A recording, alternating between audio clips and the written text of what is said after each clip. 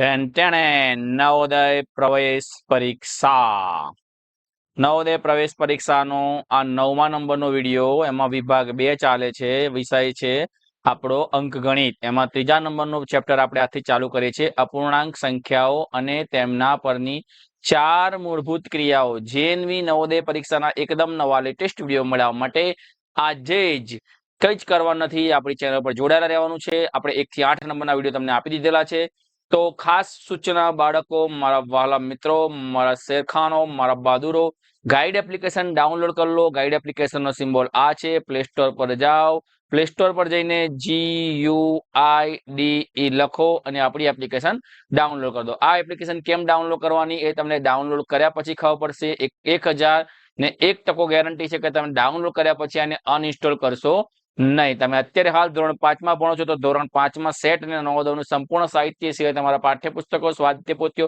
સ્વ અધ્યયન પોથીઓ તમારી આવનારી તમામ પરીક્ષાનું સાહિત્ય તમને અહીંયા મળી રહેશે એ સિવાય જે પણ મિત્રોને મેરિટમાં આવું છે એના માટે આ ખાસ એપ્લિકેશન છે દોસ્તો જવાહર નવોદય વિદ્યાલય પ્રવેશ પરીક્ષા 2025 ની ધોરણ 5 ની આ એપ્લિકેશન જે પણ મિત્રો ડાઉનલોડ કરી લેશે અને જે પણ મિત્રોની તૈયારી કરશે એ મારે તરફથી 5001% ગેરંટી છે કે તે મેરિટમાં તમને કોઈ રોકી શકશે નહીં જે પણ મિત્રો નવા છે વિડીયોને લાઈક ચેનલને સબસ્ક્રાઇબ કરો વિડીયોને લાઈક કરવાનું ભૂલવાથી જેટલા વધારે વિડીયો લાઈક થશે દોસ્તો એટલો નવો વિડીયો તમારા માટે ઝડપથી આવશે કમેન્ટમાં જે પણ મિત્રોએ ગાઈડ એપ્લિકેશન ડાઉનલોડ કરી છે એ લોકો યસ સર લખવાનું ભૂલવાનું નથી અને મિત્રો સાથે આ ચેનલને શેર કરો અને ચેનલને સબસ્ક્રાઇબ કરો ચલો ત્યારે ઝડપથી જઈએ આપણે પહેલી વસ્તુ કે આપણે જે શીખવાના છે અપૂર્ણાંકની વાત છે કે ભાઈ અપૂર્ણાંકના છેદમાં લખેલી સંખ્યા વસ્તુના કેટલા ભાગ કર્યા છે તે દર્શાવે છે કોઈ આપણને અપૂર્ણાંક લખ્યું હોય ધારો કે હું તમને એક ઉદાહરણ આપું એ 3 5 છે 3 પંચમાંશ તો અપૂર્ણાંકના છેદમાં લખેલી સંખ્યા આ છેદમાં લખેલી સંખ્યા વસ્તુના કેટલા સરખા ભાગ છે આ જે ધારો કે આ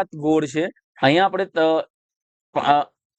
1 અને 2 તો 4 સરખા ભાગ થયા અને એમાંથી તમે આ એક ટુકડો ખાધો તો કેટલા ટુકડા ભાગ હતા 4 એમાં તમે કેટલો ખાધો 1 તો 1/4 ભાગ થાય જ્યારે અંશમાં લખેલી સંખ્યા આ સરખા ભાગ પૈકી લેવામાં આવ્યા આ એક લંબચોરસ છે અને આપણે 5 સરખા ભાગ કરીએ 2 3 1 2 3 4 5 આ 5 સરખા ભાગ પૈકી તમે 3 ભાગ 1 2 અને 3 ભાગનો ઉપયોગ કરો તો 3 પંચમાંશ થાય સરખા ભાગો પૈકી કેટલા ભાગો લેવામાં આવ્યા છે તે દર્શાવે છે અહીંયા જો આપણને એક પિઝાનો તમે બધા પિઝા ખાવ છો ને પિઝાનું એક સરસ મજાનું ઉદાહરણ આપણે જોઈ લઈએ કે જે ઉપર 1 છે નીચે 1 આ રીતે છે 1/1 તો એક આખો પીઝો છે એમાં તમે આખો પીઝો ખાઈ જાઓ તો તમે 1/1 પીઝો ખાધો કહેવાય હવે એક પીઝાના આપણે 2 ભાગ કર્યા બરાબર આ વચ્ચેથી આપણે એક પીઝાના 2 સરખા ભાગ પડ્યા એમાં તમે એક ભાગ ખાઈ જાઓ તો તમે કેટલા ભાગ કર્યા હતા 2 એમાં તમે કેટલો ખાધો 1/2 હવે આના 3 સરખા ભાગ કર્યા એમાં તમે એક આ ખાઈ જાઓ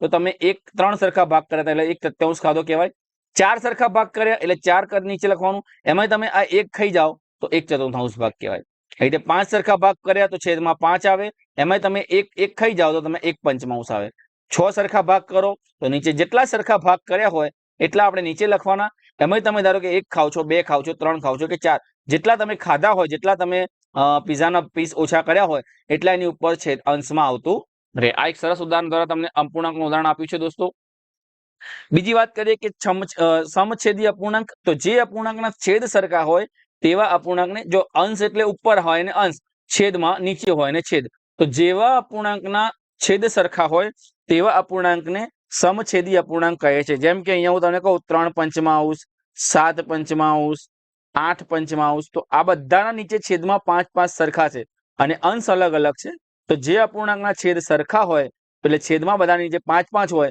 તો તેવા અપૂર્ણાંકને સમછેદી અપૂર્ણાંક કહે છે એવી રીતે ઊંધું કે જે અપૂર્ણાંકના છેદ અલગ અલગ હોય આમાં સરખા છે આમાં અલગ અલગ હોય તેવા અપૂર્ણાંકને વિષમછેદી અપૂર્ણાંક કહે છે આમાં આપણે લઈએ 8/13 પછી 15/7 પછી આપણે લઈએ કે 19/17 તો આની અંદર શું કહ્યું મેં તમને કે છેદ બધાના અલગ અલગ છે 13 છે 7 છે 17 છે તો આવા અપૂર્ણાંકને વિષમછેદી અપૂર્ણાંક કહે છે આગળ જોઈએ કે છેદ સમાન હોય એવા બે અપૂર્ણાંકોનો સરવાળો કરતી વખતે અંશોનો સરવાળો કરવો અને છેદ જેમનો તેમ રહેવા દેવો તે જ પ્રમાણે બાદબાકી કરતી વખતે અંશોની બાદબાકી કરવી અને છેદ જેમના તેમ રહેવા દેવો જો શું કહે છે કે જ્યારે આપણે બે અપૂર્ણાંક આપેલા હોય ફોર એક્ઝામ્પલ હું તમને એમ કહું કે અહીંયા આપણે એક વસ્તુ કરીએ 21/24 વત્તા 20/24.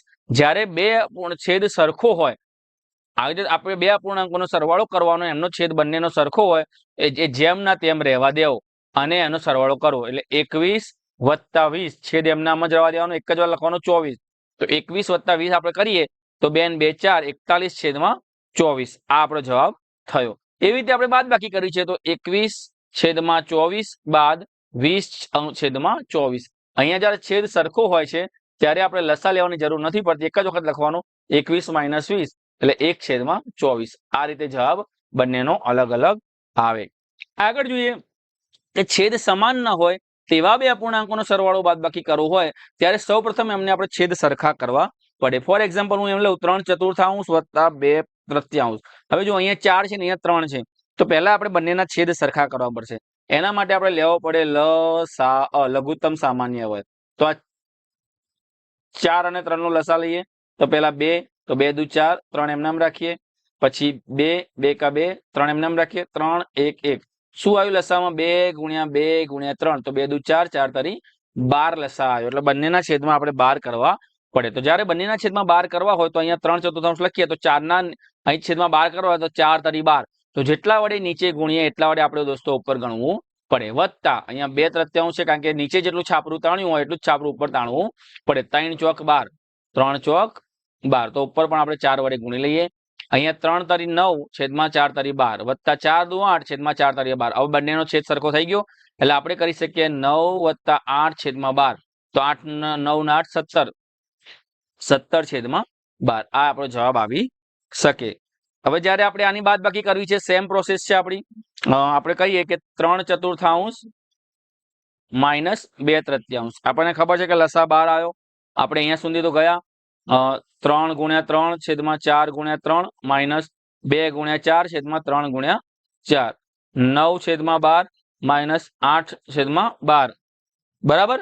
તો 9 માંથી આપણે હવે છેદ સરખો થઈ ગયો, છેદ સરખો થઈ ગયો એટલે આપણે અહીંયા 9 - 8/12, 9 માંથી 8 એટલે 1/12 જવાબ આપણો આવે. ચલો ત્યારે હવે આગળનો ટોપિક લઈએ કે બે અપૂર્ણાંકોના ગુણાકાર કરતી વખતે તેમાં તેમના અંશોના ગુણાકાર અંશ સ્થાને અને છેદનો ગુણાકાર છેદ સ્થાન સાથે કરવામાં આવે છે અને આપણે ગુણાકારને અતિ સંક્ષિપ્ત રૂપમાં લઈ જવું પડે છે. ફોર એક્ઝામ્પલ હું તમને કહું 5/9 ગુણ્યા 3/20. તમને આપણે આવું પૂછાય તો ઉપરનો ગુણાકાર ઉપર સાથે, નીચેનો ગુણાકાર નીચે સાથે કરીને આપણે હવે આને ભાગી શકીએ કે 5 ચોક 20, 3 તરી 9, ઉપર કશું ના વધ્યું એટલે 1, નીચે 3 × 4 એટલે નીચે વધ્યું 3 ચોક 12, 1/12 આપણી પાસે નીચે વધ્યું. આગળ જોઈએ કે જ્યારે બે સંખ્યાઓનો ગુણાકાર 1 આવે ત્યારે તે બે સંખ્યાઓની એકબીજાની ગુણાકારનો વ્યસ્ત કહેવામાં આવે છે. હવે જો આવી રીતે છે 2/3 અને 3/2. આવું જ્યારે આવે ત્યારે આ જો 2/3 ગુણ્યા 3/2 છે, 3 3 ઉડી ગયા, બંનેનો ગુણાકાર ગુણનફળ 1 આવે ત્યારે અમને એકબીજાનો ગુણાકાર વ્યસ્ત કહેવામાં આવે છે. એવી રીતે આપણે અહીંયા લઈએ બે અપૂર્ણાંકોનો ભાગાકાર કરતી વખતે જે અપૂર્ણાંક વડે ભાગવામાં આવે તે અપૂર્ણાંકના ગુણાકાર વ્યસ્ત વડે પ્રથમ અપૂર્ણાંકને ગુણવામાં આવે છે. જો સમજણ ના પડે તો સમજી લો ઉદાહરણ સાથે 5/9 ભાગ્યા 4/7 આપણે લીધું એટલે આમાં શું કરવાનું? આનો પહેલો ગુણાકાર કરવાનો. ગુણાકાર કરીએ એટલે 7 છે, માળ બદલાઈ જાય, નીચે થઈ જાય 4. બરાબર. હવે આવું થયું એટલે ઉપર 5 × 7 તો 7 × 5 = 35, નીચે 9 ચોક 36. આ આપણો થયો જવાબ. અપૂર્ણાંકના વડે ગુણાકાર વ્યસ્ત કરવામાં આવે છે. શું કે છે આગળ? વ્યવહારિક અપૂર્ણાંકના નીચેના 3 પ્રકાર પડે છે. અંશાંધિક અપૂર્ણાંક, જે અપૂર્ણાંકમાં તેના છેદ કરતા અંશ મોટો હોય, બરાબર, છેદ કરતા અંશ મોટો હોય તે અપૂર્ણાંકને અંશાધિક અપૂર્ણાંક કહેવામાં આવે છે. ફરી સમજો શું કે છે કે જે અપૂર્ણાંકમાં છેદ એટલે કે નીચે કરતા અંશ મોટો હોય, અંશ ક્યાં હોય? ઉપર. છેદ કરતા અંશ મોટો હોય તેવા અપૂર્ણાંકને અંશાધિક અપૂર્ણાંક કહેવામાં આવે છે. આમાં આપણે એવું લઈએ કે ભાઈ 20/19, તો નીચે છેદ નાનો છે, અંશ મોટો છે. અંશ મોટો હોય તો આવા અપૂર્ણાંકને અંશાધિક અપૂર્ણાંક કહેવાય છે. બીજું ઉદાહરણ લઈએ આપણે 15/8, તો આ બધા જે છે એ અંશાધિક અપૂર્ણાંક કહેવામાં આવે છે, એટલે કે અશુદ્ધ અપૂર્ણાંક. અશુદ્ધ અપૂર્ણાંકમાં એક વસ્તુ યાદ રાખો, અશુદ્ધ અપૂર્ણાંકમાં કિંમત હંમેશા 1 કરતા વધારે હોય છે. 1 કરતા આનો ભાગાકાર કરો તો આની કિંમત 1 કરતા વધારે હોય છે. ચલો આપણે બીજું જોઈએ, છેદાધિક અપૂર્ણાંક એટલે કે શુદ્ધ અપૂર્ણાંક. તો જે અપૂર્ણાંકમાં તેના અંશ કરતા છેદ મોટો હોય તેવા અપૂર્ણાંકને છેદાધિક અથવા તો શુદ્ધ અપૂર્ણાંક કહેવાય છે. આમાં શું કરવાનું, 4 પંચમાંશ. જો 4 નાના છે, અંશ નાનો છે અને છેદ મોટો છે, 3 દશાંશ, બરાબર. એ રીતે આપણે લઈએ 2 ચતુર્થાંશ. તો છેદ મોટો હોવો જોઈએ, અંશ એનો નાનો હોય ત્યારે આને શુદ્ધ અપૂર્ણાંક કહે છે. આની કિંમત 1 કરતા ઓછી હોય છે. 1 કરતા આની કિંમત ઓછી હોય છે. આપણે ભાગાકાર કરીએ તો આનો જવાબ 1 કરતા ઓછો આવે છે. ત્રીજો છે પૂર્ણાયુક્ત અપૂર્ણાંક, કે જે અપૂર્ણાંકમાં પૂર્ણાંક અને છેદાધિક અપૂર્ણાંક મળીને બંને, તે અપૂર્ણાંકને પૂર્ણાંકયુક્ત અપૂર્ણાંક કહેવાય છે. જોઈ લઈએ શું કહેવા માંગે છે, કે ફોર એક્ઝામ્પલ આપણે લઈએ 2.5 1.3 જ્યારે આવે -3.4 બરાબર. હવે પૂર્ણાયુક્ત અપૂર્ણાંકને અંશાધિક અપૂર્ણાંકમાં અથવા આપણે એને ફેરવી શકાય છે. અહીંયા આવું છે અહીંયા જો આપણે શું છે 2.5 છે, તો શું કરવાનું, આ બંનેનો ગુણાકાર કરવાનો અને એમાં પ્લસ કરવાનું. જો 7 દુ 14, આના બેનો ગુણાકાર કરો, 7 ગુણ્યા 2 એટલે 7 દુ 14, એની અંદર 5 ઉમેરો પ્લસ 5 એટલે કેટલા આવે 19. એટલે 19 નીચેનો છેદ છે એમને એમ જ લખવાનો 19/7. આપણે આવી રીતે લખી શકીએ. આગળ જોઈએ કે સાદા અપૂર્ણાંકોની તુલના, નાના મોટાપણાની વાત છે, કે આપેલા અપૂર્ણાંકોના છેદ સમાન હોય પરંતુ અંશ અલગ અલગ હોય ત્યારે જે અપૂર્ણાંકનો અંશ મોટો હોય તે અપૂર્ણાંક મોટો હોય છે. અહીંયા આપણને એમ કહે કે 9/11 અને અહીંયા આપણને કહે છે 5/11. શું કહે છે, છેદ સમાન હોય પરંતુ અંશ એનો અલગ હોય, તો જે અપૂર્ણાંકનો અંશ મોટો હોય તો આ 9 મોટો છે તો તે મોટો અપૂર્ણાંક કહેવાય છે. એટલે આમ આપણે લખી શકીએ, જ્યાં તીર વાગે એ નાનું અને જે બાજુ મગરનું મોઢું ખોલે એ સંખ્યા મોટી, અને જેને તીર વાગતું હોય નાની, એટલે આપણે આને આ રીતે લખી શકીએ કે ભાઈ મોટી સંખ્યા 9/11 છે. ફરી આપણે જોઈ લઈએ એવું બીજું ઉદાહરણ જોઈ લઈએ. બીજા ઉદાહરણમાં આપણને શું કહે છે કે ભાઈ આથી ઉલટું, આપેલા સાદા અપૂર્ણાંકોના અંશ સમાન હોય પરંતુ છેદ અલગ હોય ત્યારે અપૂર્ણાંકનો છેદ નાનો, તે અપૂર્ણાંક મોટો હોય છે. હવે આમાં શું કહેવા માંગુ છું એ પણ જોઈ લઈએ. અહીંયા આપણે ઉદાહરણ લઈએ 4 પંચમાંશ અને 4 સાતમાંશ. બંનેના અંશ સરખા છે પરંતુ છેદ અલગ અલગ છે. તો જ્યારે આવું થાય ત્યારે જે અપૂર્ણાંકનો છેદ નાનો હોય એ અપૂર્ણાંક મોટો બને છે. આ છેદ નાનો છે તો આ મોટું થઈ જાય, 4 પંચમાંશ મોટું થઈ જાય. યાદ કરો કે આના 5 ટુકડા કરવાના, આના 7 ટુકડા કરવાના, તો કયું મોટો થયો, આ મોટો થયો. આગળ જોઈએ આપણે કે જ્યારે આપેલા અપૂર્ણાંકનો છેદ તેના અંશ કરતા 1 જેટલો વધારે હોય ત્યારે જે અપૂર્ણાંકનો છેદ સૌથી મોટો હોય તે અપૂર્ણાંક સૌથી મોટો બને છે. હવે આને આપણે જોઈ લઈએ કઈ રીતે સમજાવવાનું. આપણે જો આમાં શું કહે છે, ઉદાહરણ આલું તમને 11/12, 12/13, 13/14 આવું છે આપણને. આ પૈકી આ 3 પૈકી આ 13/14 છે એ અપૂર્ણાંક સૌથી મોટો અપૂર્ણાંક છે.